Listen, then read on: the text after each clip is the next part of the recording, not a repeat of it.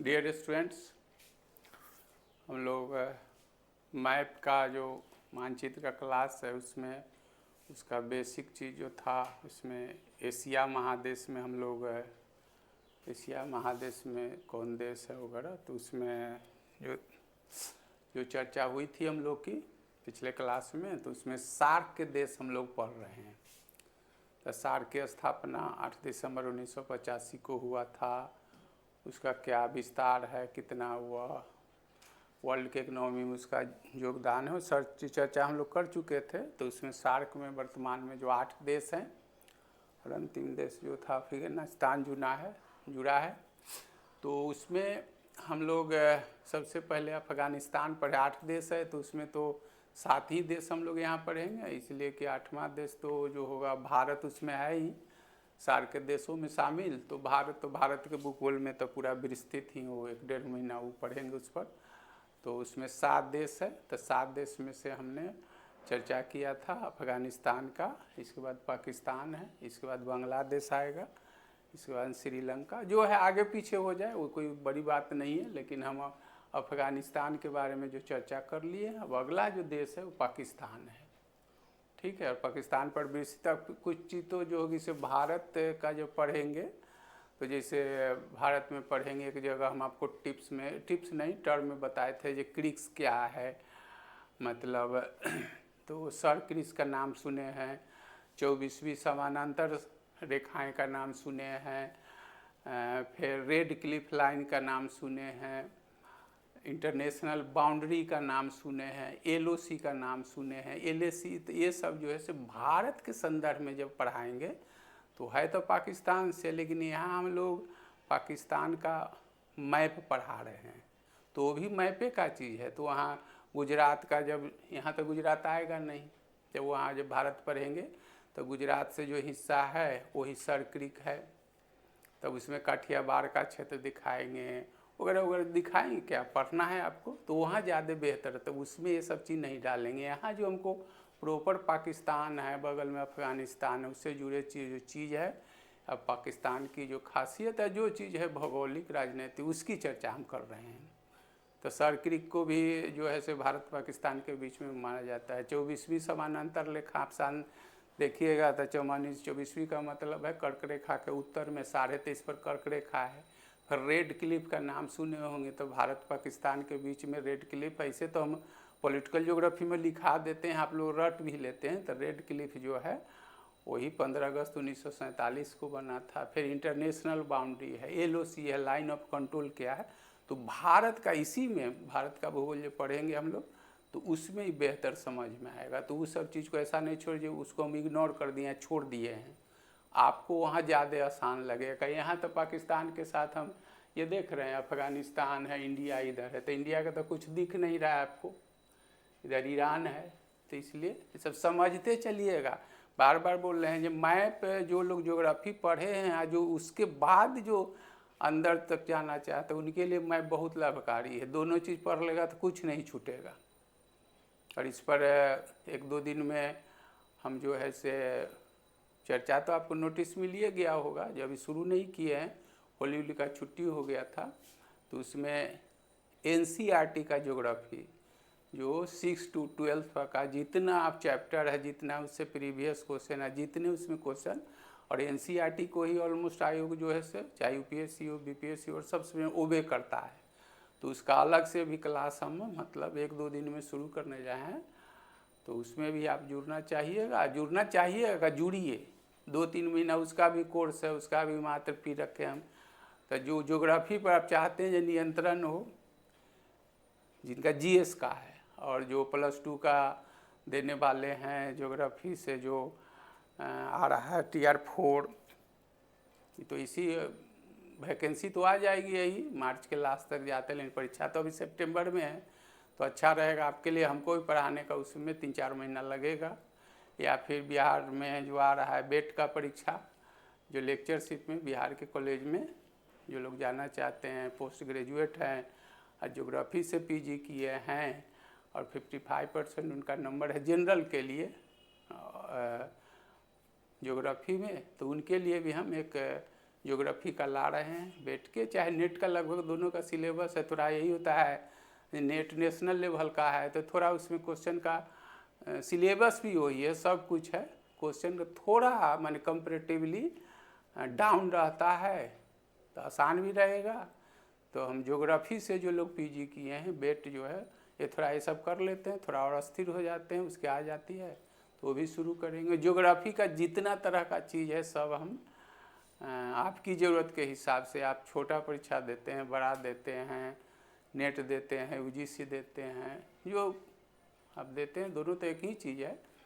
बेट दीजिएगा बिहार का, +2 का जो TR4 आ रहा है उसमें ज्योग्राफी आपका है 9th-10th में है या फिर +2 में है तो थोड़ा और स्टैंडर्ड है तो वो सब। लेकिन अभी तत्काल जो है से एक तो जनरल ज्योग्राफी क्लास हमारा चल रहा है शाम में जो फाउंडेशन बैच है, दूसरा जो है से आपका ये मैप शुरू कर दिए हैं और 2-4 दिन के अंदर में 6 to 12 का जो ज्योग्राफी है उससे रिलेटेड जितने क्वेश्चन है, क्वेश्चन का आंसर ही नहीं पूरा एक्सप्लेनेशन है, उसमें भी जहाँ ज़रूरत है ऑलमोस्ट जगह आपको मैप के साथ समझाएंगे। तो ये दोनों तो जरूर जुड़ लीजिए, जो लोग ज्योग्राफी पहले से पढ़े हुए और जो लोग ना पढ़े हों तो उनके लिए थोड़ा तो ये होगा।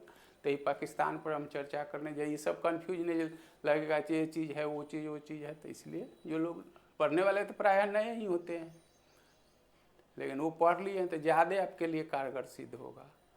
ये दोनों साथ साथ चलेगा तो बहुत लाभ होगा। इसको देखिए, पाकिस्तान समझते ही जो हमारा पड़ोसी देश है, भारत से पाकिस्तान बटा है 14 से सब कुछ लिखा हुआ है। तो इसका क्षेत्रफल है, देख लीजिए, यही क्षेत्रफल है। क्षेत्रफल समझते हैं जो यह मतलब पाकिस्तान से 4 गुना बड़ा है, मतलब भारत, समझे। क्वेश्चन वो भारत वाला में भी लिखाएंगे, जैसे अब भारत का जब इंट्रोडक्शन देंगे तो और कुछ देंगे तो उसमें आप पहले से आप लोग इतना तो जानते ही हैं ना कि विश्व स्तर पर चाहे विश्व में क्षेत्रफल के दृष्टिकोण से भारत 7वां बड़ा राष्ट्र है।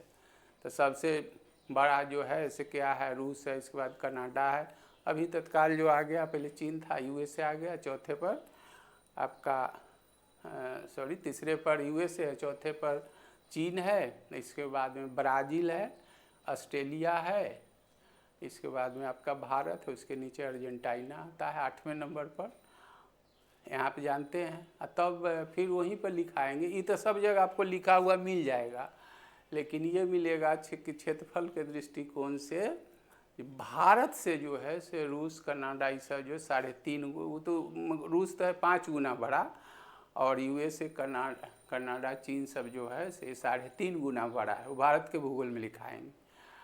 भारत से अब भारत का कुल क्षेत्रफल 3287263 वर्ग किलोमीटर है, जो विश्व के कुल क्षेत्रफल का मात्र 2.4% है, लेकिन जनसंख्या में विश्व का यह 17.5%। सब क्वेश्चन बोल रहे हैं तो भारत में सब लिखाएंगे। अब यहाँ पाकिस्तान आया है तो भारत किससे किससे बड़ा है, समझे। तो पाकिस्तान का तो क्षेत्रफल इतना है, भारत का पहले से न जानते हैं, जब बोल रहे हैं तो भारत से बड़ा है 5.5 गुना, माने वो रूस विश्व में अभी भी सबसे बड़ा है वो क्षेत्रफल में। जो पूर्व सोवियत संघ का विघटन 1991 में हो गया तब उससे 15 देश बना, 15 देश अलग हो गया तो भी अभी पूर्व सोवियत संघ, जिसको इंग्लिश में फॉर्मर USSR कहते हैं, वो सब क्वेश्चन बोल रहे हैं, आप समझे हुए हैं तो एक साथ हम सब उड़ेल रहे हैं। उन लोग के लिए जो पढ़े हुए ज्योग्राफी चाहे जो समझ चाहे अभी भी समझना चाहिए, तो इसीलिए तो ये परमानेंट आपको दिया गया। ऐसे लिखने में आप क्या लिखते हैं, ऑनलाइन में समझते हैं कि नहीं, तो ये आपको देखते चलिए, जो बोल रहे हैं सुनिए आप। तो जो USSR था उसका गठन 1922 में हुआ था, लेकिन 1991 में उसका विघटन हो गया। जब IR पढ़ते हैं मेंस वाला में, तो यही कारण है जब कमज़ोर पड़ गया तो दादा बन गया अभी अमेरिका, तो उससे 15 देश बना। तो 15 देश के निकल जाने के बाद भी अभी जो पूर्व सोवियत संघ था, ये पढ़ाएंगे, जब ये पढ़ाएंगे ये एटलसे में पढ़ाएंगे, मैपे वाला में पढ़ाएंगे, तो अभी भी 15 देशों के निकल जाने के बावजूद पूर्व सोवियत संघ का जो कुल क्षेत्रफल था उसका अभी भी 76% क्षेत्रों पर जो है से केवल रूस रसिया जो है से फैला हुआ है, समझे। तो अभी भी विघटन के बाद 1991 में विघटन के 15 देशों के निकल जाने के बाद भी अभी विश्व स्तर पर, चाहे विश्व में क्षेत्रफल के दृष्टिकोण से सबसे बड़ा देश जो है सो रूस है, दूसरे नंबर पर कनाडा है, और पहले चीन था। तो हवाई द्वीप अलास्का के उसमें प्रांत में मिल गया है। जब यूएस से पढ़ाएंगे तो एक बार और बोलेंगे, 50 प्रांत अभी हो गया है संयुक्त राज्य अमेरिका में, समझे। तो जिस कारण अब चीन चल गया है चौथे नंबर पर और यूएस तीसरे नंबर पर चला गया है। इसके बाद ब्राज़ील है, ऑस्ट्रेलिया है, इसके बाद 7वें नंबर पर इंडिया है और 8वें नंबर पर जो है से अर्जेंट है। इससे ज़्यादा तो कुछ है नहीं। तब फिर कहता है कि भारत का क्षेत्रफल जो है से 32872 वर्ग किलोमीटर, जिसको 32 लाख आप कुछ पढ़ते हैं, समझे। तो भारत के क्षेत्रफल से 5 गुना बड़ा है रूस का, कनाडा का, और यूएस या चाइना का 3.5 गुना है। तो भारत से बड़ा है। लेकिन भारत किससे किससे बड़ा है? तब पाकिस्तान से 4 गुना क्षेत्रफल में बड़ा है।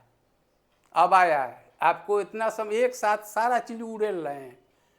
कब पढ़िएगा, कहाँ पढ़िएगा, वो हमको पता नहीं है। मेरा जो जिम्मेदारी है, चाहे जो एक थोड़ो पढ़ने का है, ABC वाला ये सब चीज़ है नहीं। ये सब करे रहे एक साथ कितना।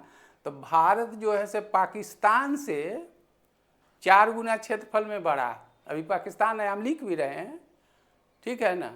फ्रांस से 6 गुना बड़ा है। चिंता नहीं कीजिएगा, भारत का भूगोल है तो पहला चैप्टर में 1 से 2 दिन में यही आएगा। जर्मनी से 9 गुना है। और जो पाकिस्तान से टूट के 1971 में बांग्लादेश बना, इसको पूर्वी बंगाल कहता था, उससे भारत अभी जो है से, इसके बाद बांग्लादेश ही आ रहा है, वहाँ पर फिर लिखेंगे बांग्लादेश से भारत का क्षेत्रफल जो है से 23 गुना बड़ा है। तो सब एक जगह लिखा देंगे। लेकिन अभी पाकिस्तान आ गया है, तो पाकिस्तान का क्षेत्रफल से बना इतना वर्ग किलोमीटर है। तो यह इससे ऐसे कर देते हैं, इससे भारत, सीधे क्वेश्चन है, 4 गुना बड़ा है। ये तो एक जगह लिखेंगे, 4 गुना बड़ा है। जब भारत का कितना है, दोनों आप ही हो गया। अक्षांशीय विस्तार, अक्षांश का मतलब समझते ही हैं। अक्षांश का मतलब शुरू में, चाहे जो लोग नए हैं, अक्षांश का मतलब ऊपर नीचे होता है। ऊपर का मतलब उत्तर, नीचे का मतलब दक्षिण, ठीक है। यहाँ ऊपर नीचे से मतलब है ग्लोब से, विषुवत रेखा से ऊपर वाला क्षेत्र को एन कहते हैं, नीचे वाला को एस कहते हैं। और देशांतर का मतलब होता है बायां दायां। तब बायां को पश्चिम और दायां को पूरब। मेरे लिए जो है से पूरब इधर है, पश्चिम इधर है। आप जब आप ही लोग के जैसे आप लोग के लिए इधर है, तो हम भी तो ऐसे हो जाएंगे। तो यही देखिए यहाँ लिखा हुआ है, एन है का मतलब क्या हो गया? एन का मतलब है उत्तरी गोलार्ध में है। पाकिस्तान जो है से क्या है, उत्तरी गोलार्ध में है। अब फिर कह रहा है ई के बीच, तो ई का मतलब पूर्वी गोलार्ध। तो ये तो एक, ये अब कंसेप्ट यही तो किया हुआ, देख रहे हैं, ऊपर से नीचे, यहाँ से लेके यहाँ तक। तो यहाँ जो है 23 जो है, इसको मान लिए कि है 23 डिग्री है, और 36 जो है से ये है आपका एन, ये जो है से आपका 60 है ये जो है से आपका 75 है। समझ गए? ये है, यही चीज़ स्पष्ट कर दिया है। ये पाकिस्तान है, इसके बगल में ये चीन है, ये भारत है, ये छूटा हुआ ईरान है। लेने में ये 2 चीज़ों लिया गया है इसे। अब यहाँ देखिए लिखा हुआ है, तो चर्चा नहरों का देश है, ऐसे ना आप रटते हैं। इस्लामी देश है, 1956 में स्वयं को इस्लामिक देश कब बना था? 1947 में। आप जानते हैं, यहाँ लिखा हुआ है। यह दक्षिण एशिया के उत्तरी पश्चिमी, साउथ एशिया, पढ़िए रहे हैं हम। सार्क जो है वहाँ लिखा हुआ है, south Asian association of regional cooperation, इसको शॉर्ट में सार्क, हिंदी में भी सार्क लिखते हैं। तो इसमें 8 देश हैं, तो उसी 8 देश में अफगानिस्तान पड़े, पाकिस्तान, तो वही तो कर रहा है साउथ एशिया का ये, ठीक है ना। साउथ एशिया के उत्तर पश्चिम में हो गया। फिर इसे नहरों का देश भी का लिखा हुआ है।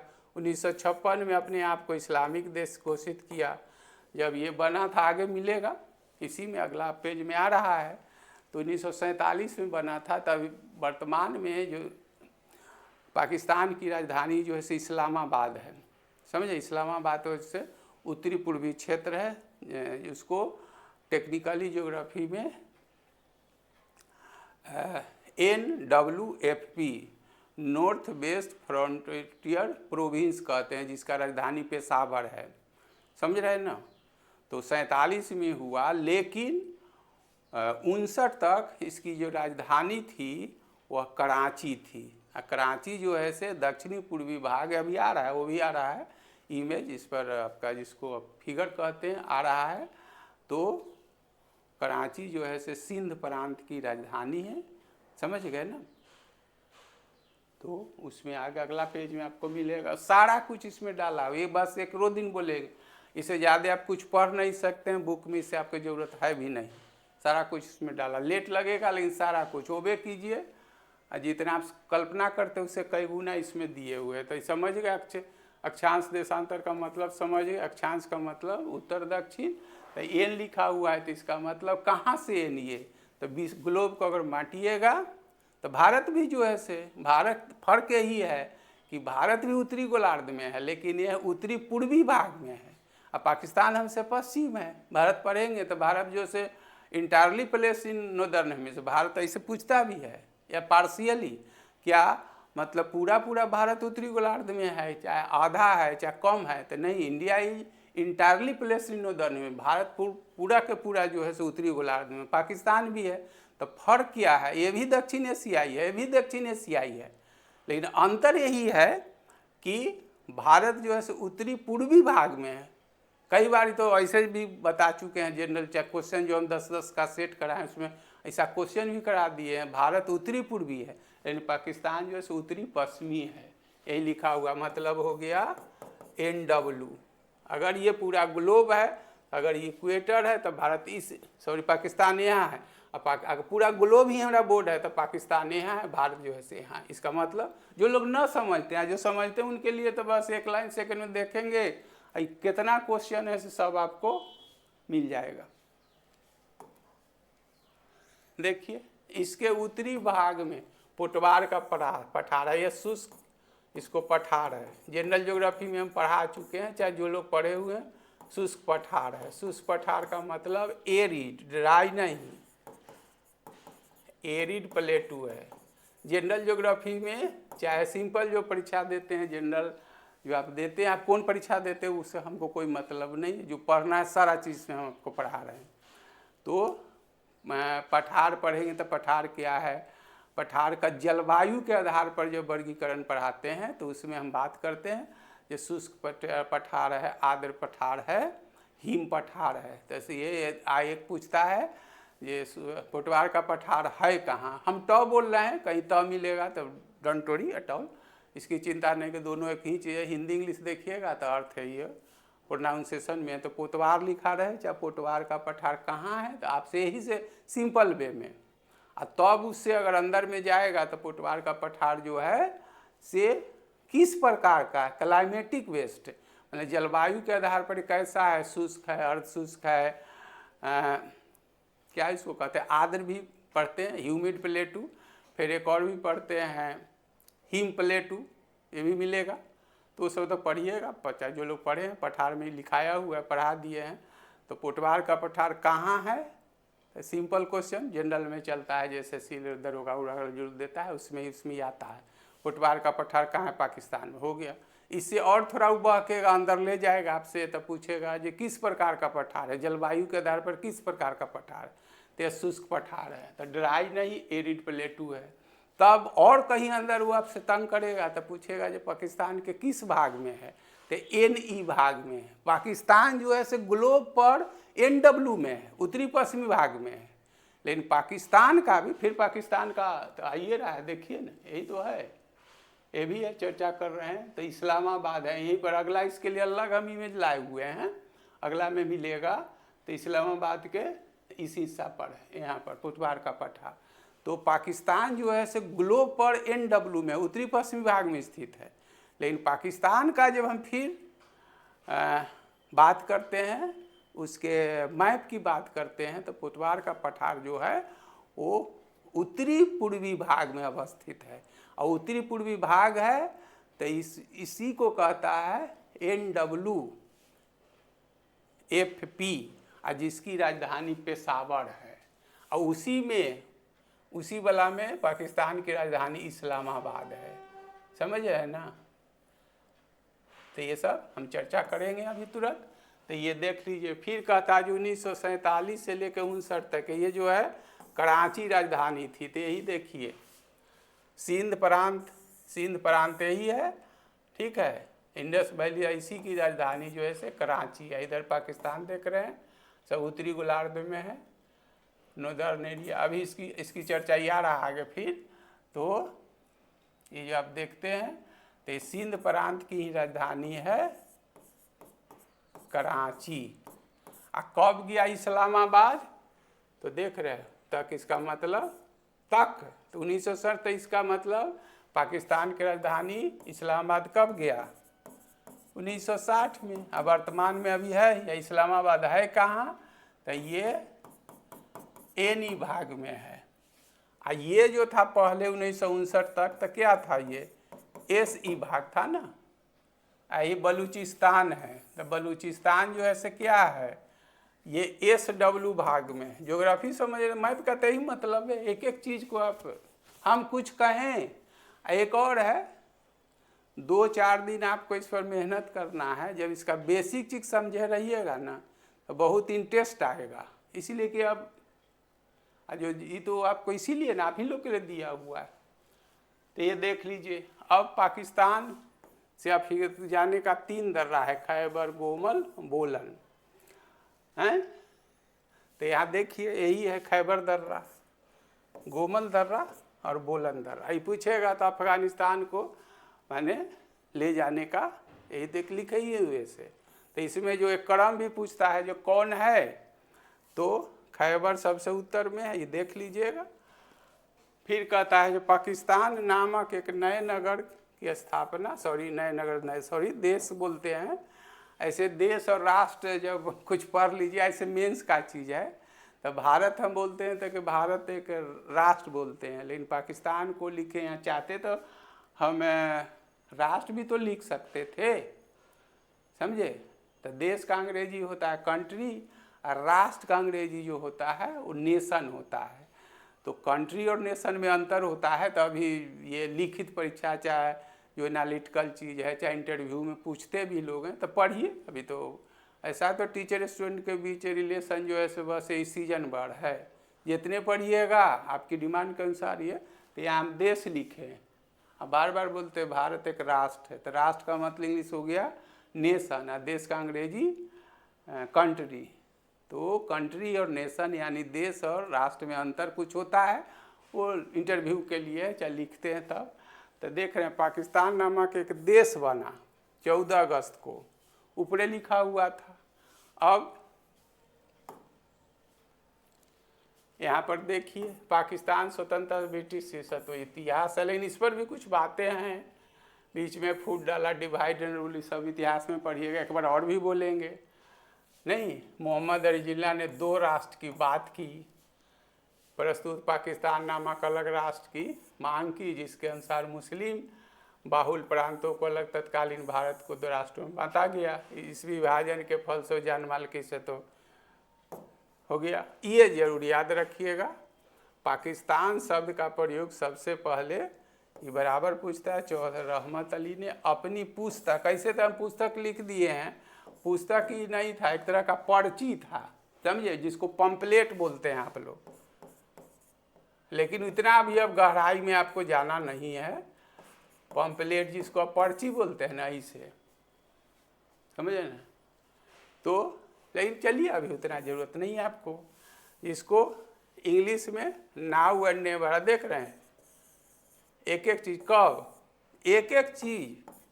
कभी कभी क्लास जो डिस्टर्ब हो जाता है, रेगुलर नहीं होता है, यही सब कि सारा चीज़ को रिफाइंड नोट तो बना हुआ कई तरह का, लेकिन आप ही 10 या 5 या 50 से नहीं तो पूरे जो लोग देखेंगे सब के लिए। तो इसमें यही से जो होता है संशोधन कर रहा है, उसी में लेट हो जाता है। मुंह से बोलने के लिए तो हम बोल देंगे, लेकिन तो परमानेंट बन रहा है, तो इससे एक टूट जाला कब, और वो कौन था? कैम्ब्रिज विश्वविद्यालय के। इसके जो थे क्या बोलते हैं, उस पर अभी चर्चा नहीं, लेकिन बोल देते हैं ये इसके प्रधानमंत्री पाकिस्तान के जो थे इसको देश से बाहर भी कर दिए थे। तो वो सब चीज़ सब है, लेकिन एक के बार उड़ लेंगे तो हाथ लगने लगेगा। ऐसे ही इतना तक पढ़ा, 3 महीना का हम टाइम लिए हैं, तो 3 महीना ऐसे ही आपको पढ़ाएंगे। तब कोई क्वेश्चन कहीं का देखिएगा मैप का, चाहे जो हम 6 to 11 12 का जो शुरू कर रहे हैं उसमें भी देखिएगा, तो ये सबसे सीधे क्वेश्चन उसमें करा रहे हैं। उसमें केवल क्वेश्चन है लगभग 1100 रुपया, उसमें भारत का और विश्व का दोनों है। जितना चैप्टर है 6 to लेकर 12 का उसमें क्वेश्चन है। सब क्वेश्चन में ऐसे ही जहाँ ज़रूरत है इमेज के साथ आप समझाएंगे, तो इसके साथ साथ उसमें भी कुछ कहेंगे या कोई फीस नहीं, सबका 199 में तत्काल अभी रखे हैं, या आप लोग अधिक लाभान्वित होइए। तो ये सब कुछ लिख दिए। ये तो हिस्टोरिकल चीज़ है, इतिहास में भी हम लिखाएंगे, तो इसकी कोई न भी याद है, लेकिन समझने के लिए ये याद रखे। पाकिस्तान सब बार बार पूछता है से श्रेय किसको जाता है? रहमत अली को। कौन था? वो पंपलेट था, वास्तव में पुस्तक लिखा मिले तो भी चलेगा। इसका नाम था हेडिंग, अभी नहीं तो कभी नहीं, कब, इसमें। कैम्ब्रिज विश्वविद्यालय कहाँ है? इंग्लैंड में। सारा कुछ इसमें लिख दिए, लिख नहीं दिए, समझा दिए। अब देखिए इसका इमेज है आपके पास, अभी तुरंत बता रहे हैं। इस संदर्भ में पाकिस्तान जो शब्द बना उसका श्रेय कौन है? चाहे जन्मदाता है चौधरी रहमत अली। वो कैम्ब्रिज विश्वविद्यालय का स्टूडेंट था, मैंने लंदन में। कब? 1900। हेडिंग क्या हुआ? नाउ और देन, अभी नहीं तो कभी नहीं। एक तरह की चुनौती देता है, जिसे हमारे गांधी जी नहीं कहते डू और डाई। इतिहास तो इतना पढ़े है ना, भारत छोड़ो आंदोलन बम्बे में हुआ, डू और डाई। वही व्यक्ति है जो ऐसे 20 वर्ष पहले कहते हैं जो हमारे आंदोलन में हिंसा का कोई स्थान नहीं है। नहीं, असहयोग आंदोलन होता है तो 5 फरवरी 1922 को चौरा चौरी जो कांड होता है, पुलिस थाना को आग लगा देता है, तोड़ देते हैं, तो ये आंदोलन को विड्रॉ कर लेते हैं। लेकिन वही व्यक्ति जो है ठीक 20 वर्षों के बाद 8 अगस्त 1942 को बम्बे में जो है जो सेशन होता है INC का, उसमें क्या करते हैं? डू एड, करो और मरो। तो वर्ड तो है एक ही वर्ड, या तो हम भारत को स्वतंत्र करवा लेंगे चाहे मर जाएंगे। इसका मतलब यही ना है। और वहाँ पर कहते मरने जाइएगा तो 20 वर्ष तो आपका बात माना नहीं। आप भारत में 1915 में तो आ चुके हैं, अफ्रीका से आ चुके हैं, तो क्या किए? आपकी गांधीवादी नीति से कहाँ ब्रिटिश गवर्नमेंट? आप तो प्रथम विश्व युद्ध होता है तो उसमें जो भारत के युवाओं को मतलब लड़ने के लिए आप बहाल होने के लिए कहते हैं, इस कारण व्यंग में रिक्रूटमेंट गांधी भी बोला जाता है। वही आगे जाके क्या क्या बोल देते हैं। तो यहाँ भी वही बात है ना, अभी नहीं तो कभी नहीं।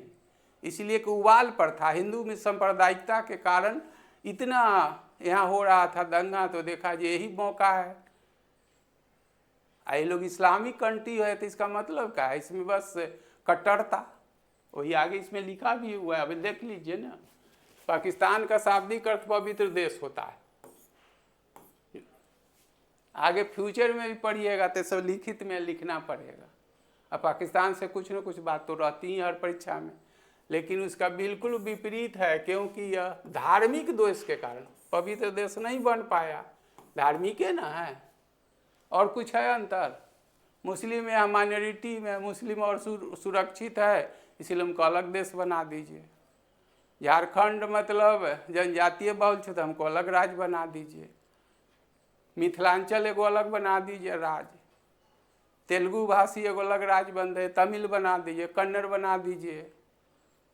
पंजाबी जानने वाले हैं तो पंजाब बना दीजिए, हिंदी जान रहे हैं तो हरियाणा बना दीजिए, मराठी जान रहे हैं तो महाराष्ट्र बना दीजिए, गुजराती जान रहे हैं तो गुजरात बना दे। ही ना हुआ है, पॉलिटी में पढ़िएगा ये सब हो गया। तो देखिए पाकिस्तान सब कैसे बना। पंजाब तो आपके देश में है, अफगानिस्तान बदल गया है, कश्मीर और सिंध, इससे मिलकर क्या बना?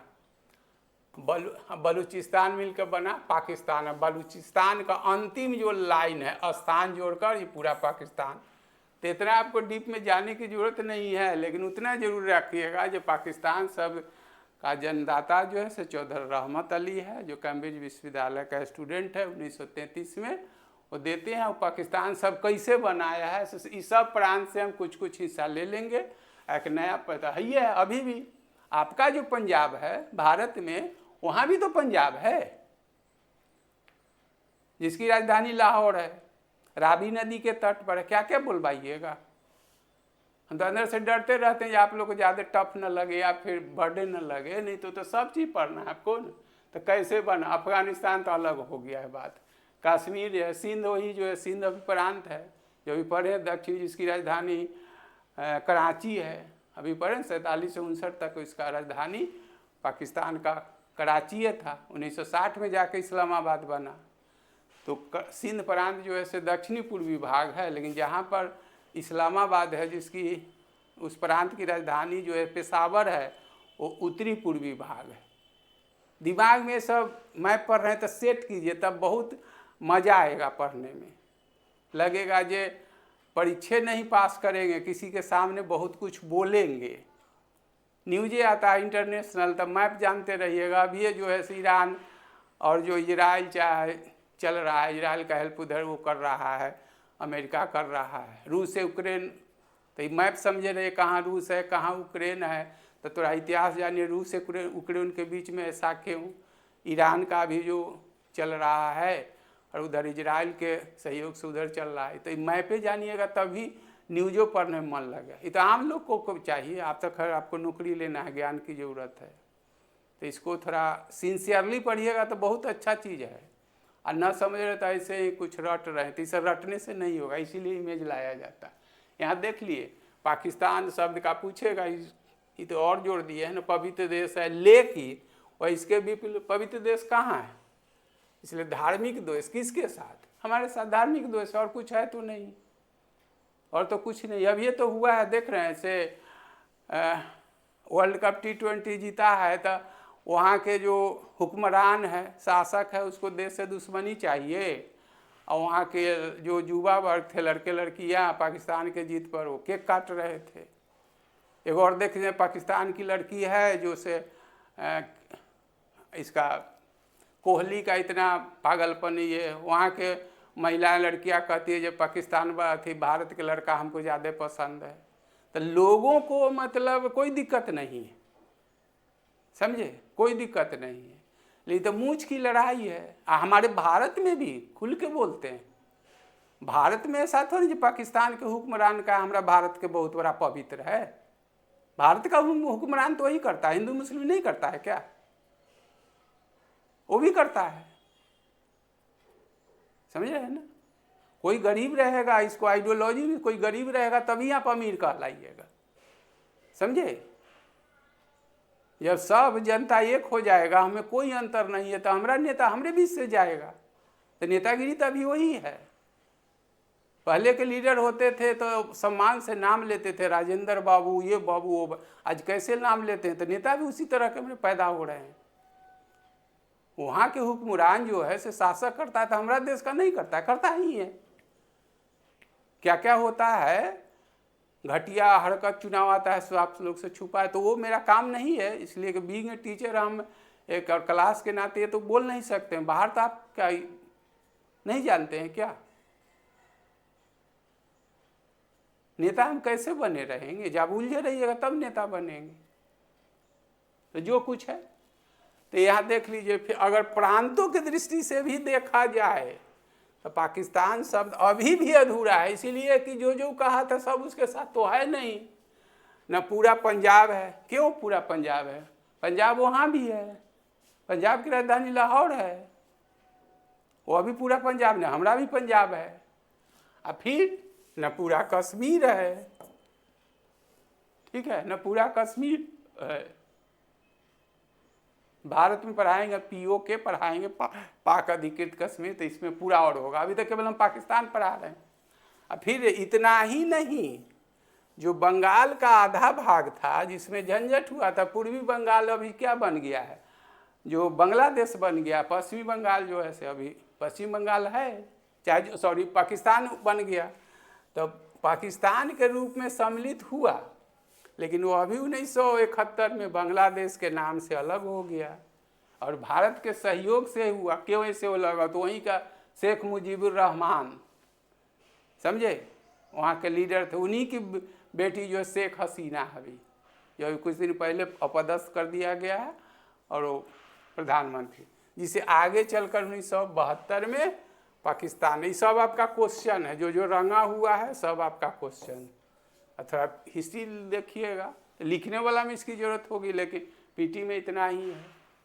अब देखिए वो कैसे कैसे बना है, देखिए इमेज देख लीजिए। फिर से ब्रिटिश फूड डालो नीति के तहत मोहम्मद अली द्वारा 2 राष्ट्र का सिद्धांत पीछे लिख दिए थे।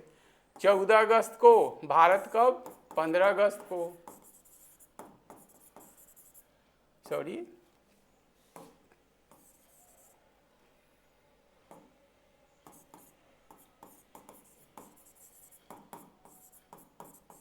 कौन, भारत ये आप जानते हैं, ये 14 अगस्त को बना, देख रहे हैं, स्थापना अपार क्षति सदी है। पूर्वी पाकिस्तान क्या बिलगाव हो गया कब, 1971 में जाकर कौन बना, 71 में बांग्लादेश बना, और उस बांग्लादेश को पाकिस्तान जो है सो पीछे लिखा दे, 1972 में मान्यता दे दिया। अब यहाँ देखिए नाम की उत्पत्ति कैसे 1931 में कम्बरेज में छपी, नाम देवर पीछे लिखे हुए हैं। अब देख लीजिए, पी से क्या है, पंजाब है, ए से अफगानिस्तान है, के से कश्मीर है, सिंध है, ये तो पाकिस बना था, तान जो बन गया बलूचिस्तान से शाब्दिक और भूमि धार्मिक देहाथार से विपरीत है, वही चीज़ तो पीछे लिख दिया। अब देखते रहिए जो कौन कहाँ क्या है से, पंजाब यहाँ है नहीं, तो इसके बगल में मेरा भी तो पंजाब है, सिंध यहाँ है, तो इसके बगल में देख रही भारत का हिस्सा है, तो इसी की राजधानी जो है से कराची है, समझ गए। तो फिर भारत का आएगा तो बताएंगे। फिर कश्मीर कहाँ है से आप देख रहे हैं, अफगानिस्तान तो आपका पाकिस्तान से सटा हुआ, ये जो है सभी आ ही रहा था, समझ रहे हैं ना। तो सारा कुछ कर दिया, कुछ नहीं करना, खाली अब कंट्रोल कीजिए। एक और भी बोलिए, एक के बार सब कंट्रोल कीजिएगा तो नहीं होगा, जो चीज़ आपको आसान लगता है वही कर लीजिए। फिर दूसरा राउंड कीजिएगा तो कुछ जुटेगा, तीसरा राउंड कीजिएगा और सब जुटेगा जुटेगा, तब तक तो नौकरी ये हो जाएगा। अब उच्चाबाज देखिए, उच्चाबाज के लिए पाकिस्तान 2 भाग में बंटा हुआ है, ये भी आएगा अभी तुरंत। पहाड़ी भाग, पश्चिमी भाग को पहाड़ी, मैदानी भाग है। पश्चिमी भाग में पाकिस्तान की उत्तरी सीमा पर हिमालय पर्वत का हिंदू कुश पर्वत है, अफगानिस्तान में सुलेमान अकीर्तत है। इसमें तो जगह नहीं है, नहीं तो हम ऐसे लिख देंगे, ये हिंदू कुश पर्वत अफगानिस्तान में है और साथ साथ पाकिस्तान भी है, तजाकिस्तान भी है, तो ऐसे हम यहाँ लिख देते हैं छोटा में। हिंदू कुश पर्वत जो है से 800 किलोमीटर में फैला हुआ है। तो जनरल ज्योग्राफी में भी हम बच्चों को बताते हैं, फैला हुआ है। इसमें सबसे अधिक जो है पाकिस्तान में सब है, जो पाकिस्तान तो लिखा ही हुआ है, पूछेगा जो मुख्य रूप से तो पाकिस्तान लिखेगा, अफगानिस्तान है तथा तजाकिस्तान है, समझे। इस हिंदू कुश पर्वत की सर्वोच्च चोटी है, इतना ही से आपको जरूरत है नहीं, लेकिन मेरा काम है, सर्वोच्च चोटी जो है वो तिरिचमीर है, तिरिचमीर है, जो 76-90 मीटर ऊंचा है, काफ़ी है, समझे। फिर मैदानी इसका सिंधु एवं उसकी सहायक नदियों द्वारा हुआ है, जिसको पंच नदी, तो नदी पढ़ाएंगे भारत के भूगोल में। तो नदी, तो भारत की नदी को 2 मुख्य 2 उपखंडों में, उत्तर भारत जिसको हिमालय की नदी कहते हैं, दक्षिण भारत जिसको प्रायद्वीपीय नदी कहते हैं। तो उसमें उत्तर भारत की नदी यानी हिमालय की नदियों को 3 नदी तंत्रों में बांटा गया है।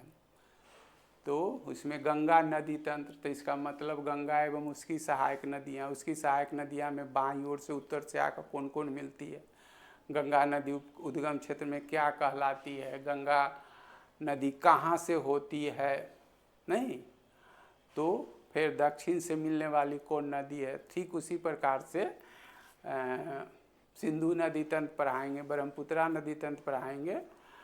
तो ई तो मॉडल है, केवल जो आएगा आपको बताएंगे, और वो तो जनरल ज्योग्राफी जिसको फाउंडेशन कोर्स है उसमें तो करेंगे। जहाँ तक ऐसा कुछ नहीं, अभी कोई बहुत बड़ी बात नहीं, जहाँ स्कोप मिलेगा हमको बताने के जो आप समझ जाइएगा तो वहाँ बताएंगे। तो सिंधु नदी तंत्र जो है, जिस प्रकार से भारत का राष्ट्रीय नदी जो घोषित किया गया है गंगा नदी, उसी प्रकार से पाकिस्तान का जो है राष्ट्रीय नदी सिंधु है। और सिंधु की सहायक नदियों में ही जो है सतलज, ब्यास, रावी, झेलम और चेनाब, इसी को पंचनद कहा जाता है। समझ रहे हैं ना, पंचनद, 5 नदियों का संगम। तो यहाँ देखिए पूरी इसका निर्माण सिंधु की सहायक नदियों लिखिए दिए हैं, सतलज, ब्यास, रावी, चेनाब, झेलम, इसकी 5 सहायक नदियाँ है जिसको पंचनद हो गया। इसमें पूछा जो कौन है और कौन नहीं है। यहाँ देखिए अभी जो चर्चा किए थे पोटवार का पठार, तो पोटवार का पठार जो है पाकिस्तान के NE भाग में है। हो गया, तो लिखा ही हुआ है, हिंदी में लिखा है, ये ऐसे आसान रहे, कोशिश कीजिएगा जल्दी याद हो जाएगा। पाकिस्तान में जो सिंधु तथा झेलम, समझ रहे ना, सिंधु नदी है, और जब उसमें आएगा अभी उस पर भी इमेज है सो बता देंगे। तो सिंधु के नहाय सहायक नदियों में, वो तो नदी में पढ़ाएंगे लेकिन बोल देते हैं, अगर समझ गए तभी समझिएगा। तो उत्तर से दक्षिण के लिए कई एग्जाम में पूछता है, जो सिंधु की सहायक नदियों में सबसे उत्तर कौन है, तो झेलम, उसके बाद चेनाब है, उसके बाद रावी है, समझ के बाद सतलज है, ब्यास, और सहायक नदी में कौन ऐसी है जो केवल भारत में बहती है, तो ब्यास, उसी पर पोंग बांध है। क्या क्या जो सामने पड़ेगा, अभी कोई हम काट छाँट भेद, आप अधिक से अधिक सीखिए, अच्छा करिए, तभी हम अच्छा करेंगे इस उद्देश्य से। लेकिन ये है जो पढ़ना पड़ेगा, तब पढ़ने में मन लगता है, तब इस सबको देखिए, सब कुछ हम कुछ नहीं छोड़ रहे हैं आपका। तो पोटवार का पठार पाकिस्तान के, पाकिस्तान जो है से ग्लोब पर उत्तरी पश्चिमी हिस्सा में है, लेकिन पाकिस्तान के उत्तरी पूर्वी हिस्सा में पोटवार का पठार है। और पोटवार का पठार कहाँ है, तो पाकिस्तान में, सिंपल, आई जो है वहाँ लिख चुके हैं, शुष्क पठार है, ये ख्याल रखिएगा, ठीक है। और किस भाग में, तो उत्तरी पर में, और वो है कहाँ, तो सिंधु तथा झेलम। तो इधर अगर सिंधु नदी है तो झेलम जो है से यहाँ है, इसी में अभी तो आ रहा है, वो उसमें बता रहे हैं आपको। फिर अवस्थित है तथा पंजाब के उत्तरी भाग में निर्माण करता है। देखिए आइए गया, देख लीजिए यहाँ, यही ना आप देखें हिंदू कुश पर्वत। तो हिंदू कुश पर्वत कहाँ कहाँ फैला हुआ है, पाकिस्तान लिख देते हैं, यहाँ तो इमेज में नहीं है, पाकिस्तान, अफगानिस्तान तथा तजाकिस्तान, और सर्वोच्च चोटी त्रिचमीर से लिख दिए हैं।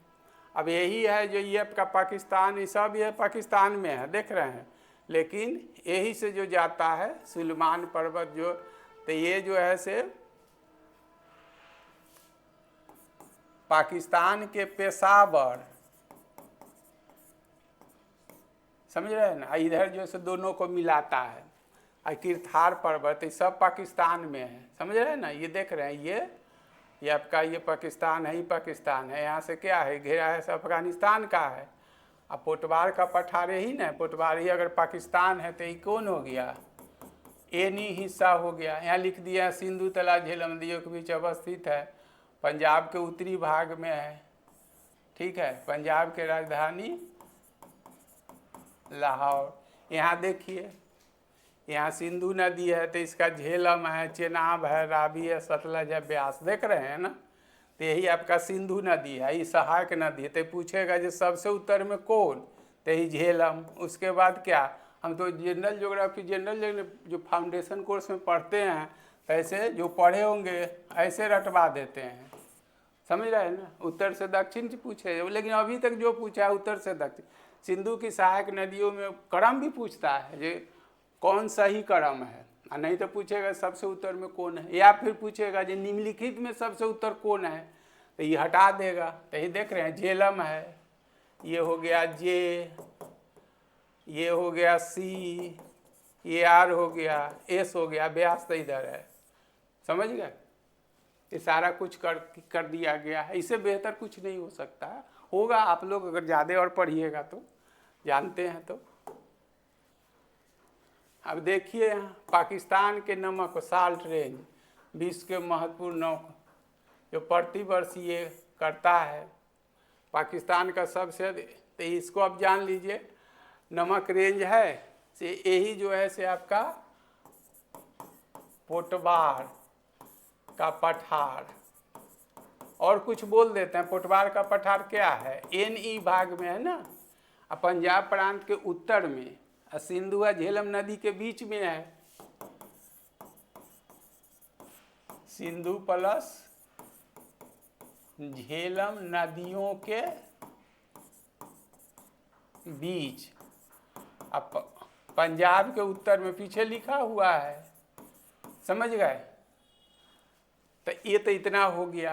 अब कह रहा है जब ये, लेकिन भारत में जो हम लोग जिसको साल्ट रेंज के सेंधा नमक, जिसको रॉक साल्ट भी बोलते हैं, समझ लीजिए, सेंधा नमक, रॉक साल्ट, हम लोग जो खाते ही हैं, ठीक है ना।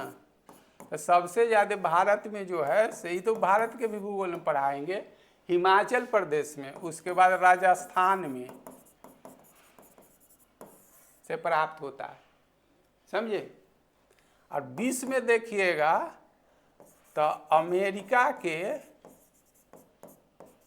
ओंटारियो प्रांत, तो अभी तो पढ़िएगा तो वहाँ पर फिर एक बार ही आएगा, ओंटारियो प्रांत से प्राप्त हो गया।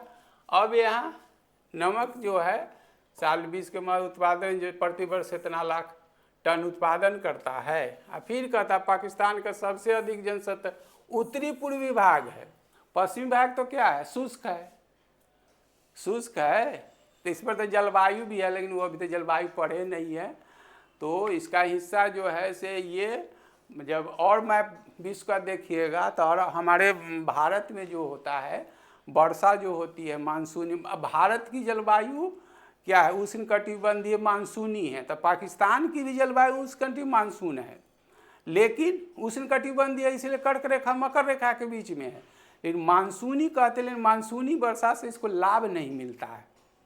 समझ रहे हैं ना? बलूचिस्तान का जो प्रांत है जिसकी राजधानी क्योटो है, वो एकदम शुष्क है और पश्चिमी है, सबसे बड़ा क्षेत्रफल में बड़ा है वो। समझे? इसका कारण क्या है? जो पश्चिमी भाग शुष्क है, शुष्क का होने का कारण यही है कि अरब सागर से जो हमारे भारत की अगर बात करेंगे, थोड़ा बहुत अगर पढ़े हैं तो भारत में वर्षा होती है तो मुख्य मानसून जो है अरबी भाषा का शब्द है जिसका अर्थ होता है पवन के दिशा में परिवर्तन। ये तो पढ़ाएंगे, चाहे आ जाएगा तो भी चर्चा का, जैसे अभी कर रहे हैं ना, बार बार बोल रहे हैं। मैप और वो सब चीज़ समझने के लिए पढ़े हुए लोग के लिए एकदम तुरंत कुछ नहीं, इतना सुने इसका क्या 1/4 भी रहेगा परीक्षा में, आप ठीक कर दीजिएगा जो जनरल ज्योग्राफी पढ़े हुए हैं। तो इसीलिए तो दिक्कत होती है, हम नहीं जानते हैं आप कितना पढ़े ना पढ़े, इसलिए बोलना पड़ता है ना। तो मानसून जो है सेकेंडरी विंड है, द्वितीयक पवन है। पवन होता है blowing of air in particular direction return, वायु का किसी खास दिशा में चलना या बहना पवन कहलाता है। पवन 3 तरह का हो, प्राथमिक, द्वितीय और तृतीयक। प्राथमिक पवन को क्या उसको बोलते हैं? अस्थाई कहते हैं, और द्वितीयक को अस्थाई कहते हैं, तृतीयक को स्थानीय कहते हैं। तो ये जो है मानसूनी पवन द्वितीयक पवन का ये उदाहरण है। मानसून अरबी भाषा का शब्द होता है जिसका अर्थ होता है रिवर्सल ऑफ विंड, पवन के दिशा में परिवर्तन। मानसून भी 2 तरह का होता है, दक्षिणी पश्चिमी मानसून और उत्तरी पूर्वी। तो भारत में अधिकतर वर्षा 80% से अधिक होती है वर्षा, वो दक्षिणी पश्चिमी मानसून जिसको ग्रीष्मकालीन मानसून कहते हैं। तो दक्षिणी पश्चिमी मानसून अरब सागर से आती है, तो अरब सागर के ऊपर है, तो अरब सागर से इसको लाभ नहीं मिलता है। उत्तरी पूर्वी बंगाल की खाड़ी से जो आर्द्रता से लदी वायु वर्षा कराती है, वहाँ जाते जाते उसकी तीव्रता घट जाती है, जिस कारण थोड़ा बहुत वर्षा। यही चीज़ कहता है जो पश्चिमी भाग जो पर्वतीय क्षेत्र है, पठारी क्षेत्र है, और पूर्वी भाग उपजाऊ है। समझे? तो इसीलिए बोलते हैं ज्योग्राफी जितना पढ़िएगा उतने आपको इंटरेस्ट आएगा। लेकिन सवाल है केवल ज्योग्राफी से तो नौकरी नहीं होगा, इसमें इतने ही जो से हमको अपने दिक्कत होने लगती है तो जैसे आपको ये चीज़ नहीं बताए हैं, तो लेकिन मेरा जो सामने पड़ता है काम का चीज़ का बहुत ज़्यादा चीज़ कर रहे हैं, तो यहाँ यही चीज़ कह रहा है उत्तरी सबसे अधिक जनसंख्या उत्तरी पूर्वी भाग में है। तो इसीलिए क्या है वहाँ पर लिखा हुआ है, जो उच्चाबाज के दृष्टिकोण से अगर देखते हैं तो पाकिस्तान को 2 वर्गों में बांटा गया है, पश्चिमी का पर्वतीय भाग और पूर्वी भाग जो है से मैदानी भाग।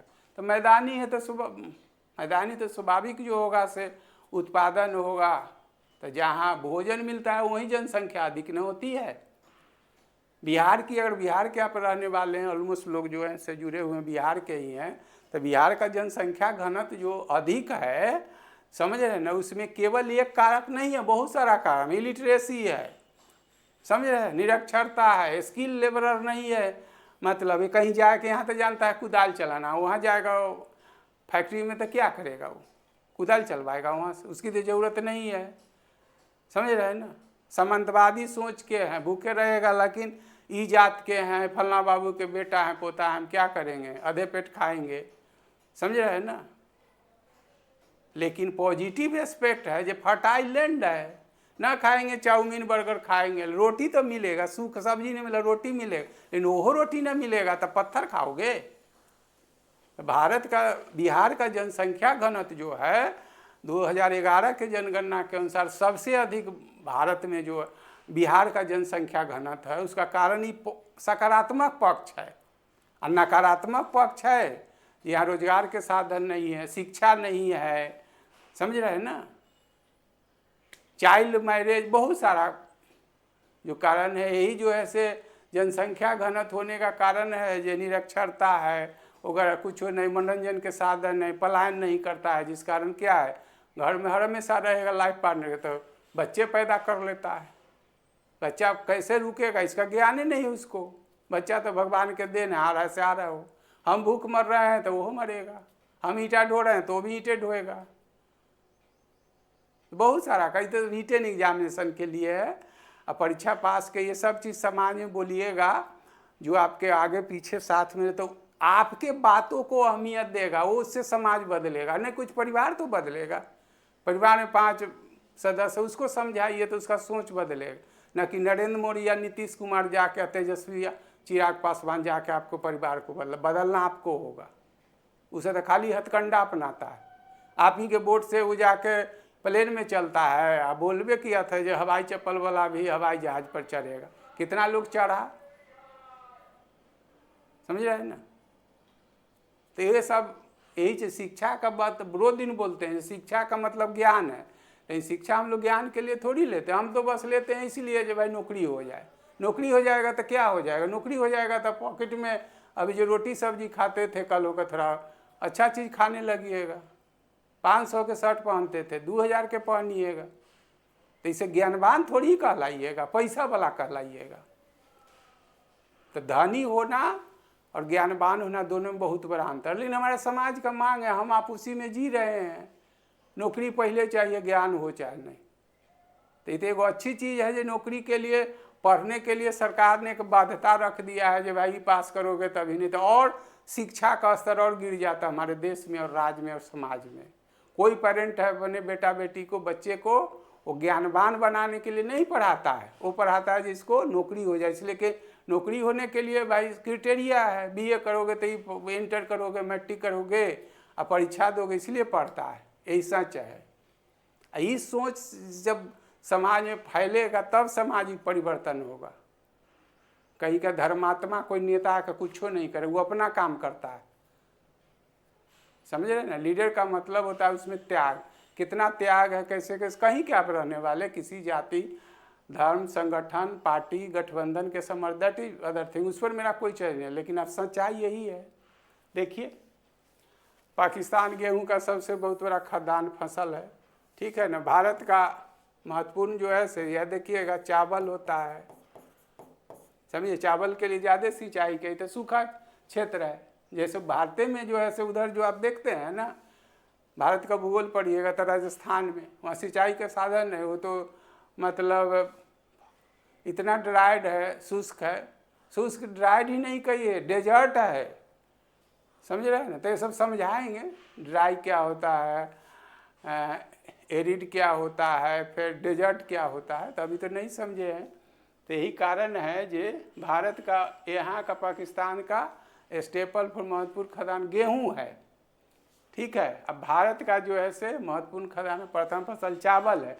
चावल के लिए ज़्यादा सिंचाई की जरूरत होती है, तो चावल क्यों नहीं होता है, तो उसका कारण ये बता दिए। हो गया, देख लीजिए सब। तो यही तो देखिए साल्ट रेंज को बता दिए कैसा रहता है। विश्व में नमक उत्पादन में से एक है, ये तो लिखा दिए हैं। तो आप वहाँ तो बोलिए दिए, भारत की बात होगी तो अभी तो दे रहा है। भारत में रॉक साल्ट, समझ गए ना, जिसको सेंधा नमक, काला नमक बोलते हैं ना। ऐसे भी डॉक्टर जिसको ज़्यादा एज होता है तो कहता है ये उजला वाला नमक ना खाइए। अभी तो आयुर्वेदिक डॉक्टर लोग हैं, ये कहते हैं। तो भारत में इसको जो कहते हैं काला नमक, इसी को सेंधा नमक, इंग्लिश में जो कहते हैं इसी को रॉक। देख रहे हैं, रॉक मतलब चट्टान, जो है कहाँ से प्राप्त करता है, सबसे ज़्यादा हिमाचल प्रदेश से, और उसके बाद राजस्थान से। और ये कितना करता है तो एक्स्ट्रा चीज बोल दिए हैं, पोटवार के पठार, पोटवार के पठार जो है से एन ई है पाकिस्तान के, और किस में है ये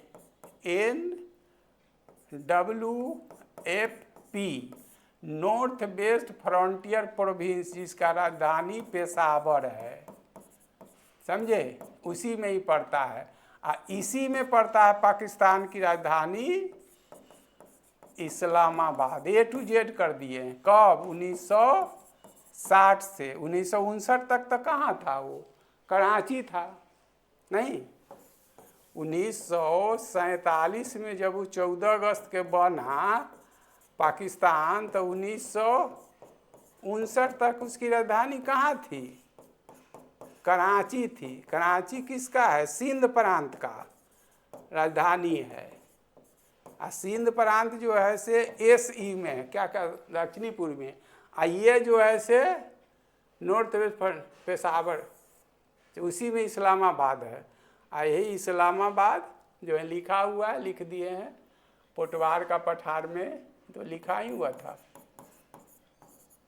पोटवार के पठार के क्षेत्र में ये है नमक उत्पादन। भारत में पूछेगा तो जनसंख्या घनत्व, अभी बहुत बड़े ना उत्तरी पूर्वी भाग में जनसंख्या घनत्व जो है से ये पाकिस्तान का ये है, इसलिए कि इस्लामिक कंट्री है ना, उसमें जनसंख्या नियंत्रण पे। यहाँ भी भारत में आप देखिएगा तो भारत का अभी तक तो जो डाटा है जनसंख्या का, भारत का औसत जो, सॉरी हाँ औसत ही है, ये पॉपुलेशन डेंसिटी है 382 है, समझ गए ना। लेकिन जब धर्म आज देखिएगा तो सबसे ज़्यादा जो है से मुस्लिम कम्युनिटी या मुस्लिम समुदाय के लोग हैं। उसमें सोच जो है से कंट्रासेप्टिव मेजर्स, मतलब जिसको कहता है गर्भ निरोधक कदम जो है से उठाने के लिए वो धर्म के खिलाफ मानता है। दूसरी बात है ये सब तो फिर हो गया मेंस मॉडल एनालिसिस। ये हिंदू धर्म के जो लोग मानने वाले हैं तो इसमें धर्म के प्रति ज़्यादा जो आप देखते हैं समर्पित, डिवोटेड महिलाएं होती हैं। लेकिन मुस्लिम कम्युनिटी में धर्म के प्रति जो है से पुरुष समर्पित होते हैं। जैसे देखिएगा नमाज़ें पढ़ना, जुमा के जुमा, शुक्रवार के तो देखते हैं मस्जिद में जाती है कोई महिला? नहीं जाती है। लेकिन धर्म के जब कोई धार्मिक अनुष्ठान होता है तो हिंदू धर्म में जिस धर्म को, संप्रदाय को ही मानना हो, तो पुरुष का अलग लाइन, महिला के लाइन। आप पढ़िएगा इतिहास तो यही चीज़ है ना। इल्तुतमिश की बेटी जो से रजिया, जो उसका इल्तुतमिश, वो उसमें जो तो लॉ ऑफ सक्सेशन नहीं होता, उत्तराधिकार का कोई नहीं, तलवार के बल पर जो है से कोई गद्दी पर बैठेगा। तो ये लड़की थी, माने महिला थी। आप पढ़ते भी हैं से भारत की प्रथम महिला शासिका कौन, तो रजिया सुल्ताना कौन थी? इल्तुतमिश की बेटी थी। तो इल्तुतमिश जो से भारत का प्रथम जो है से सुल्तान है, या वास्तविक सुल्तान है। गुलाम वंश या दास वंश का है, वास्तविक, समझे, वास्तविक है। कुतुबुद्दीन ऐबक का क्या था, दास था, गुलाम था। और कुतुबुद्दीन ऐबक जो मोहम्मद गोरी का दास या गुलाम था, लेकिन उसको गुलामियत से नहीं दिया था, छुटकारा नहीं लिया था, लेकिन ये दास था, लेकिन इसको स्वतंत्र कर दिया था। गुलाम जो है सो कोई सुल्तान नहीं बन सकता है, समझे। जिस प्रकार से हमारे बौद्ध धर्म में ही जो है, जो कोई बीमार आदमी है, किसी का गुलाम है, वो बौद्ध संघ में उसको प्रवेश नहीं होता। 15 वर्ष के कम आयु सब पढ़ा चुके हैं, 15 वर्ष से जिसकी कम आयु है वो बौद्ध धर्म में प्रवेश नहीं ले सकता है। कर्जदार है तो हमरे में आ जाएगा, कर्जा मांगने कोई पिटने आ जाएगा तो कर्जदार होगा, जो बीमार होगा उसका इसमें प्रवेश नहीं है। जो किसी का गुलाम होगा प्रवेश नहीं था, वर्जित था। तो यहाँ कौन है, आप तो राजा बनने जा रहे हैं, सुल्तान। अपने नाम के खुतबा नहीं पढ़वाया था कुतुबुद्दीन ऐबक, अपने नाम के सिक्का नहीं चलाया था। तो क्वेश्चन पूछता है जो दिल्ली का प्रथम सुल्तान कौन था, तो कुतुबुद्दीन ऐबक। लेकिन वास्तविक सुल्तान तो वो नहीं होगा, इल्तुतमिश होगा। तो उसमें लॉ ऑफ सक्सेशन नहीं था, अपने जीवन काल में ही बेटा उसका कोई आयोग नहीं था, जिस कारण इल्तुतमिश जो अपने कहा से नहीं से मेरा घोषणा किया कि मेरा उत्तराधिकारी जो होगा से मेरी बेटी होगी, रजिया सुल्तान होगी। लेकिन इतने में जो कुछ अमीर जो से मिल के उसका अयोग्य बेटा को गद्दी पर बैठा दिया। तो ये रजिया, अभी ध्यान दीजिएगा, जो व्यवहारिक शब्द इतिहास में, इतिहास को आप लाइटली हम लोग ले लेते हैं, इसलिए पढ़ना कम रहता है, आपको ज़रूरत नहीं रहता है। यूपीएससी में जो इतिहास पढ़ता है उससे हम कहीं अलग थोड़ी है, धर्मात्मा है। पढ़िएगा उतना तो जिसको पढ़ना है पढ़ता है, अभी भी पढ़ता है ना। जिसका ऑप्शनल होता है यूपीएससी में उसको पढ़ना ही पड़ता है। पहले तो पीटी भी होता था 300 नंबर का इतिहास, जो लोग जानते होंगे। तो कोई बहुत अलग की बात नहीं कहते हैं। तो क्यों अभी कहा कि जुम्मा के दिन यानी शुक्रवार के मस्जिद में, दिल्ली के मस्जिद पर क्या है, महिला की अभी भी देखिए ना भाई, कल ही तो फ्राइडे है, कहीं क्या आप रहने वाले देखिए मस्जिद में कोई महिला नहीं नमाज पढ़ने जाती है। लेकिन आप ही का कोई धार्मिक अनुष्ठान या ओकेजन होता है तो उसमें महिला नहीं रहती। बड़े बड़े जो मंदिर है बगल में, मेरा पटना में जंक्शन, महिला के लिए बैरिकेड लगा दिया, महिला एक लाइन से जाके निकलेगी, ये हो गया। तो इसीलिए कहते हैं ये धर्म के प्रति जो है ज़्यादा समर्पित जो होता है पुरुष होता है। महिला को भोग के वस्तु के, इतिहास पढ़िएगा तो भोग के वस्तु के सिवा कुछ नहीं कहता है। संविधान पढ़िएगा तो 4 गो बेगम रखने की अनुमति देता है। आपको देता है क्या? हिंदू धर्म देता है 4 गो पत्नी रखने का, जेल चल जाइएगा। लेकिन उस जेल में जाने के लिए अगर बात होता है वोट बैंक के लिए, कोई पार्टी की सरकार, कोई गठबंधन, चाहे कांग्रेस हो चाहे बीजेपी हो, कोई की सरकार रहे, तो वोट बैंक के लिए। लेकिन इसीलिए हमने संविधान में अनुच्छेद 44 बना हुआ, यूनिफॉर्म सिविल कोड, समान नागरिक संहिता। तो भारत का कानून भारत का संविधान से चलता है, न कि ये बाइबिल या कुरान से और इससे चलता है। तो आपका बाइबिल चाहे कुरान देता है, हदीस आपको कहता है 4 बेगम रखिए, 4 नहीं वो कहता है परमिट करता है 10 रखिए, हम कोई आपत्ति नहीं। लेकिन जैसे ही उसमें से कोई FIR करेगी हम जेल में रख देंगे। तो वोट बैंक खराब ना हो, जिस कारण झट से हम बोल देते हैं जो मेरे धर्म में हस्तक्षेप है। धर्म के अनुसार नहीं चलता, गीता और रामायण से भारत नहीं चलता है, भारत के संविधान से कानून चलता है। तो जब हमारा मान ही नहीं रहे हैं तो उधर कैसे मानेंगे? तो वोट बैंक खराब नहीं, इसलिए इसको तुष्टीकरण की नीति कहता है, रेटिफिकेशन। जिसे मुस्लिम वोट में खराब ना हो तो कोई की सरकार हो उसे उलझना नहीं चाहता। वोट बैंक दूसरा तो हमारा गद्दी तो वही से दिलाता है, समझे। तो उसमें इस्लामिक तो वही कह रहा है जो आपका धर्म तो महिला के भोग के वस्तु के सिवा कुछ समझता नहीं है। तो वही रजिया जो है, रजिया और भी देख लीजिएगा तो जो कल ही है चाहे जब है, मतलब आप देख लीजिएगा तो मस्जिद में नमाज पढ़ने महिला कोई नहीं जाती है शुक्रवार के शुक्रवार, जुम्मा के जिसको दिन बोलते हैं। एक और भी ऑब्जर्व कीजिएगा तो जो नमाज पढ़ते ऐसे जाते हैं, लेकिन जैसी मस्जिद में तो उस पर टोपी रखते हैं, और टोपी किसी का रंगीन नहीं रहता है, ये भी ध्यान रखिएगा, सब व्हाइट रहता है। और रंगीन टोपी कोई पहनेगा इसका मतलब बात जरूर कुछ है। तो जितने नमाजी से निकलते हैं पूछते हैं, तो रजिया जो है यही जो है सो जुम्मा के दिन दिल्ली के मस्जिद में शुक्रवार के दिन और लाल टोपी पहन के चल गई थी ये हमको न्याय मांगने के लिए, समझे, न्याय मांगने के लिए। तो अमीर लोग जिसको प्रमुख कहते हैं मिलके उसके मतलब भाई को, अयोग्य भाई के जो से गद्दी से उतर कर रजिया को सुल्तान बना दिया गया था, सुल्ताना बना दिया गया था।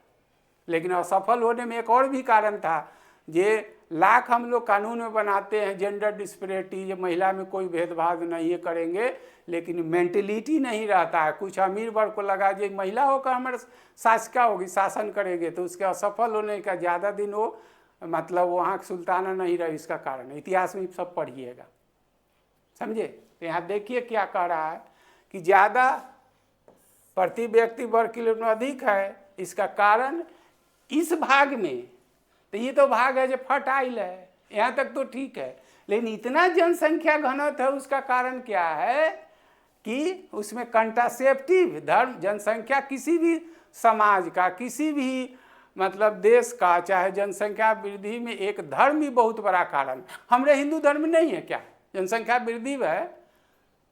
तब बस हिंदू धर्म में क्या है, प्रैक्टिकल सोसाइटी है, पुरुष प्रधान समाज है, वंशावली जो है से आपका वंश चलता है, किससे चलता है, पुरुष वर्ग से चलता है। तो बेटे के चाहत में मतलब अनेक बेटियां, तो वो तो उसको निगेटिव लगता है, लेकिन एक जो है से उसी चाहत में अधिक बेटियां किसी पेरेंट को चाहे कपल को हो जाते हैं, तो सेक्स रेशियो का इम्बैलेंस जो होता है, लिंगानुपात जो खराब होता है, सो वो उससे कम से कम सुरक्षित हो जाता है, लेकिन वो चाह के नहीं। तो ये रहा भी तो अब धर्म में आप कहा भी अधिक जनसंख्या घनत्व है, बाद में ना उसका अच्छा परिणाम आता है। जो लड़के की चाहत में मुखाग्नि देने वाला क्या होगा, कौन बनाया भाई? किसी को अगर लड़का नहीं है तो मुखाग्नि बेटे देगा, ये कौन धर्म में बना? ये मनुस्मृति बनाया है। जब उसी ब्लड से दोनों पैदा है तो क्या है, लड़की क्यों नहीं मुखाग्नि देगी? तो उसको धर्म से नहीं इससे जोड़ कर रखते हैं। बेटी को ज़्यादा पढ़ाएंगे तो दूसरा घर का जाके वो क्या हो जाएगा, आय का स्रोत हो जाए। बेटा रहेगा लफंगा, पियक्कर, गुंडा, चोर, बेईमान, गांजा पीने वाला, शराब पीने वाला, तो अपने घर में रहेगा। यही तो मोह माया है, यही तो तृष्णा है कोई धर्म के मानने वालों, कष्ट का कारण यही है। तो कि इधर क्या, इधर भी तो वही है, जो बेटे की चाहत में जो है से, और उधर जो है से कंट्रासेप्टिव तो मेजर्स नहीं है, घर में इधर कोई कदम नहीं उठा सकता है। अल्लाह का देन है, तुम कौन होते हो बीच में रोकने वाला? तो उसमें गर्भ निरोध। लेकिन ये परंपरागत थी। अभी महिलाएं मुस्लिम कम्युनिटी में पुरुष वर्ग भी शिक्षित है। इसको जैसे 3 तलाक का बात जो इतना हलाला प्रथा जो था, ये क्या था, इविल प्रैक्टिस था। हमारे हिंदू धर्म में वीडियो इमेजिन इविल प्रैक्टिस है, कुरीति है। तो शिक्षित लोग हुए, इसमें जागरूकता आया, बहुत सारे साधन है, लोगों ने देखा, तो इसमें धीरे धीरे सुधार हो। लेकिन अभी कितने सुधार हो रहा है? तो शिक्षा तो हम लोग केवल नौकरी के लिए लेते हैं, सामाजिक सोच बदलने के लिए, सामाजिक परिवर्तन के लिए। और ज़्यादा हम लोग सेल्फिश है, हम नौकरी कर रहे हैं, हम ऐश कर रहे हैं, हमारा अगल बगल में क्या हो रहा है उसको क्या मतलब है? लीडर भी वही करते हैं। तो जनसंख्या घनत्व जो इसमें अधिक है उसका कारण धर्म है, जैसे हमारे भी है, समझे। यही और नेक्स्ट क्लास में इसमें तो लगभग ख़त्म है। इसका अगला जो इसमें अभी सार्क के देश में आप अफगानिस्तान पढ़े हैं, पाकिस्तान, इसके बाद बांग्लादेश होगा, श्रीलंका होगा, जो सब देश है, नेपाल, भूटान होगा। तब इसके बाद में और भी इसमें देश है ना, अभी जो नॉर्थ ईस्ट का जो देश होगा इसमें सब आएगा। एशियन टाइगर आएगा, आसियान का देश आएगा। तो आसियान में भारत नहीं आएगा, समझे। साउथ ईस्ट एसोसिएशन का देश, यही तो सबसे बड़ा चैप्टर है। बोल दिया ना से आपको, मैप का क्लास लगभग 3 महीना का चीज़ है।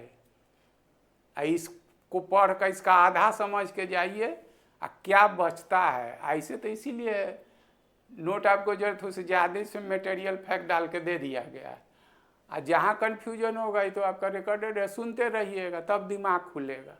और जितने पढ़िएगा शरीर में मजबूती, शरीरी मजबूती नहीं, ब्रेन मजबूत होगा। लगेगा कि कौन परीक्षा हम नहीं पास करेंगे। और थोड़ा ये भी होगा जो अभी डगमगाहट जो होता है किसी के सामने जब चुप रह जाते हैं, तो उसका कारण यही है जो अभी स्टडी नहीं किए। यही एक ऐसा चीज़ है, संपत्ति है जो किसी के सामने हो सकता है आपके पॉकेट में 1 रुपया ना हो, भूखे भी हो, लेकिन कोई गलत बोलेगा तो देहाती बिहारी भाषा में चढ़ बैठिएगा, किसी के सामने झुकिएगा नहीं। इतना तक कहते हैं जो गलत बोलेगा आपके पेरेंट, मदर फादर, भाई भाभी जो है परिवार में, तो उनका सम्मान कीजिएगा, लेकिन गलत बोलेगा तो हाँ पापा आप गलत कर रहे हैं, गलत बोल रहे हैं। जो सम्मान करना अलग चीज़ है, कानून अलग चीज़ है। तो शिक्षा जो है सिद्धांत पैदा करता है, केवल नौकरी नहीं दिलाता है। लेकिन आप शिक्षा लिए हैं कितना, कैसे लेते हैं, इस पर निर्भर करता है। तो इसमें जितनी चीज़ है, लगभग 3 महीना का ही कोर्स है। 3 महीना आते आते अपने शरीर में ऐठन आने लगे। एक चीज़ और भी है, अब बोल दिया पहले भी, 2-3 दिन में वो क्लास शुरू हो रहा है 6 to 12 का NCERT का ज्योग्राफी। तो ज्योग्राफी में उसमें तो केवल क्वेश्चन बैंक है, 1100 क्वेश्चन है, उसका भी 199, लेकिन सीधे ABC नहीं कराएंगे, उस सब का एक्सप्लेनेशन। और जब ज्योग्राफी है तो उसमें भी जहाँ जिस चीज़ की मैप की ज़रूरत होगी, जिसको मेरी भाषा में इमेज की ज़रूरत हो, वहाँ भी आपको ऐसे ही समझाएंगे। उसमें भी 2.5-3 महीना लगेगा। आई तीनों पढ़ कर देखिए, इंडिया के कौन एग्ज़ाम देते हैं जो आपसे ज्योग्राफी का क्वेश्चन छूटेगा। साइड बाय साइड तो हम और कुछ बोलते हैं, अभी उतना पहुँच नहीं है तो लगता होगा जो सर क्या पढ़ाते हैं ज्योग्राफी, कभी हिस्ट्री बोलने तक और पॉलिट ने। पढ़ना आपको आप ही को है, सब पढ़ना है। थौरों में यही होता है। हम लोग क्या करते, कर ए कर बी, ए बी कर ले से ना, हम भी ए वाला को सी कर दिए तो उतने मुँह दिखाने लगता है। अभी 95% बच्चे यही करते हैं। एक और इकोनॉमी का जैसा डिमांड वैसा सप्लाई, अब उसको ज़्यादा पसंद करते हैं, इसलिए कि ज़्यादा आपको आसान लगता है ना, आसान लगता है। तो टीचरों वही करता है, चल तू जिससे खुश रहता वही करो, जो जिससे तू खुश रहता करो वही, हमको तो पैसा चाहिए। तो अभी बच्चे भी वही करते हैं। टीचिंग भी, टीचिंग के बारे में क्या बोले, थोड़ा दिन के बाद एहसास होने लगेगा। अभी पढ़िए तो पढ़िए, नेक्स्ट क्लास में मिलते हैं।